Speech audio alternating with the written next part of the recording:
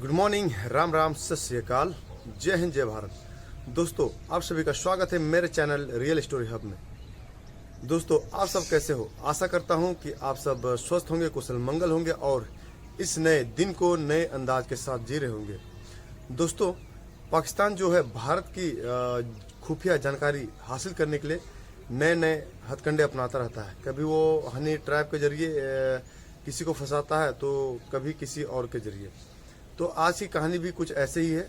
आप मेरे इस वीडियो में लास्ट तक बने रहिएगा ताकि आपको पता चल सके कि पाकिस्तान कैसे लोगों को अपने जाल में फंसाता है।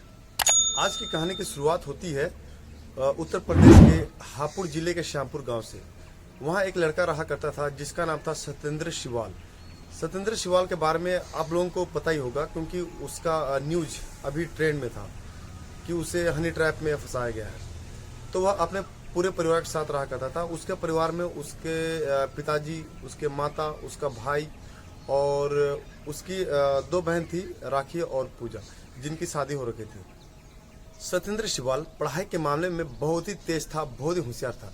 वह अपनी शुरुआती पढ़ाई जो है गांव के विद्यालय से ही करता है और गांव के विद्यालय में वह 5वीं तक पढ़ाई करता है। आगे की पढ़ाई के लिए वह धौलाना में एक विद्यालय है नवोदय, तो वहाँ दाखिला कराता है और वहाँ वह 12वीं तक की पढ़ाई कंप्लीट करता है। 12वीं कंप्लीट करने के बाद वह मेरठ के कॉलेज में दाखिला करवाता है और वहाँ से एमएससी की जो पढ़ाई है वह पूरी करता है। पढ़ाई पूरी करने के बाद वह नौकरी की तैयारी करने लगता है। चूँकि सत्येंद्र शिवाल जो होता है वह पढ़ाई में काफ़ी तेज रहता है, इसीलिए उसे नौकरी के लिए ज़्यादा मेहनत करने की जरूरत नहीं पड़ती है और उसकी नौकरी लग जाती है 2021 में। 2021 में उसकी जो नौकरी लगती है वह रूस में भारतीय दूतावास में लगती है, जहां वह इंडिया बेस्ड सिक्योरिटी असिस्टेंट के पद पर कार्यरत रहता है। वह ठीक से काम करने लगता है और एक दिन काम करने के बाद वह घर आता है। घर आने के बाद वह अपना मोबाइल खोलता है और उस पर फेसबुक चलाता है। फेसबुक खोलने के बाद वह देखता है कि उसके फेसबुक में किसी लड़की का मतलब फ्रेंड रिक्वेस्ट आ रखा है और वह लड़की जो है बहुत ही खूबसूरत रहती है क्योंकि उसने अपने जो प्रोफाइल पिक्चर में है बहुत ही सुंदर तस्वीर लगा रखी थी, जिसका नाम होता है पूजा मेहरा। फ्रेंड रिक्वेस्ट एक्सेप्ट करने से पहले सत्येंद्र शिवाल जो होता है उसका प्रोफाइल चेक करता है। जब वह उसका प्रोफाइल चेक करता है तो देखता है कि उस लड़की ने अपने प्रोफाइल में बहुत ही सुंदर सुंदर तस्वीर लगा रखी है और उसका तस्वीर देखकर ऐसा लगता है कि वह किसी अमीर घराने से है, क्योंकि उसने ऐसी तस्वीर लगा रखी है जैसे किसी 5 स्टार होटल की, किसी अच्छे रेस्टोरेंट की, इस तरह की, और वह थी भी खूबसूरत।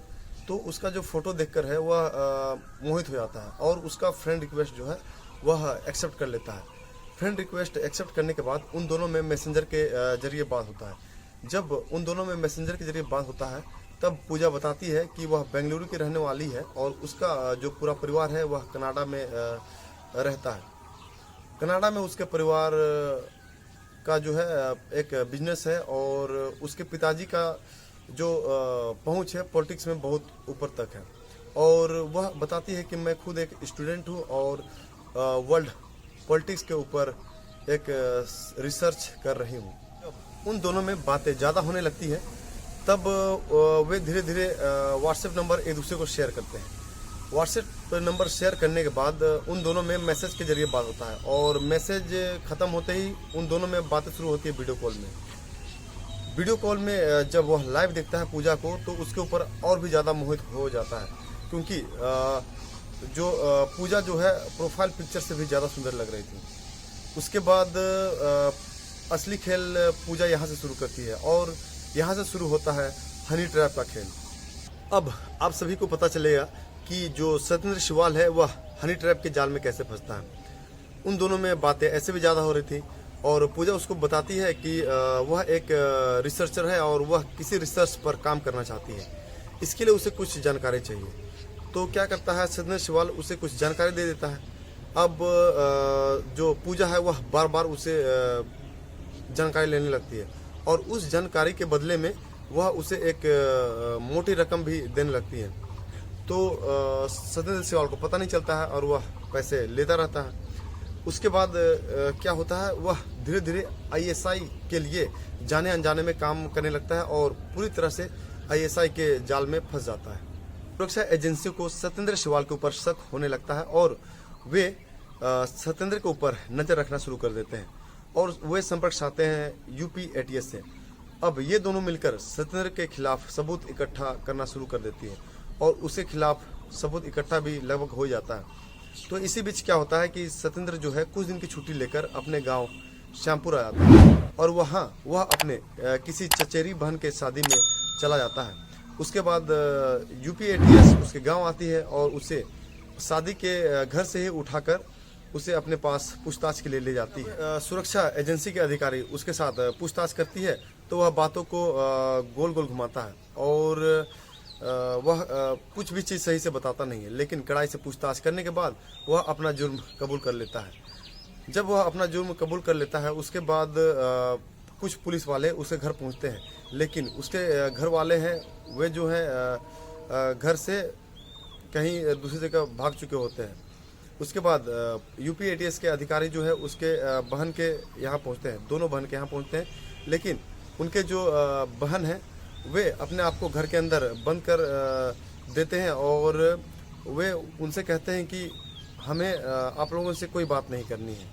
आप सभी को बताते चले कि इतनी अच्छी नौकरी लगने के बाद भी सत्येंद्र शिवाल का जो घर है वह कच्चा था और उसे घर में साइकिल के अलावा कोई दूसरा वाहन नहीं था और उसका जो परिवार है वह खेतीबाड़ी करता था और वे लोग सत्येंद्र शिवाल से 1 रुपये भी नहीं लेते थे, क्योंकि उसके घर में जो है दरवाज़ा तक नहीं लगा था।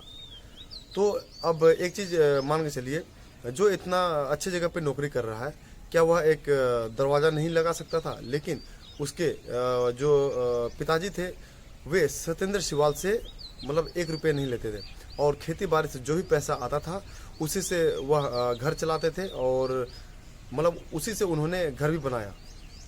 जब उसके गांव वालों को उसके बारे में पता चलता है तो गांव वाले सारे हैरान रह जाते हैं, क्योंकि सत्येंद्र के ऊपर देशद्रोह होने का आरोप था। उसके बाद उसका पूरा परिवार जो है गांव और घर छोड़कर कहीं दूसरी जगह भाग जाता है। उसके बाद लखनऊ कोर्ट क्या करती है, उसको 5 फरवरी 2024 को 2 दिन के लिए न्यायिक हिरासत में भेज देती है।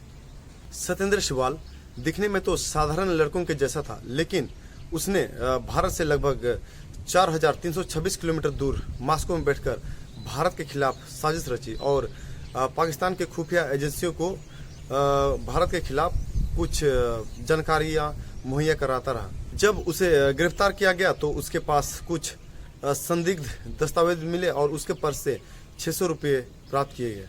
अब सुरक्षा एजेंसी सत्येंद्र शिवाल के नेटवर्क में कौन कौन शामिल हैं और आगे क्या करने वाले हैं इसके बारे में जानकारी हासिल कर रही है, ताकि देश में बैठे पाकिस्तान के हर मोहरे को बेनकाब किया जा सके। मिलता हूँ नेक्स्ट वीडियो में, तब तक के लिए जय हिंद जय भारत।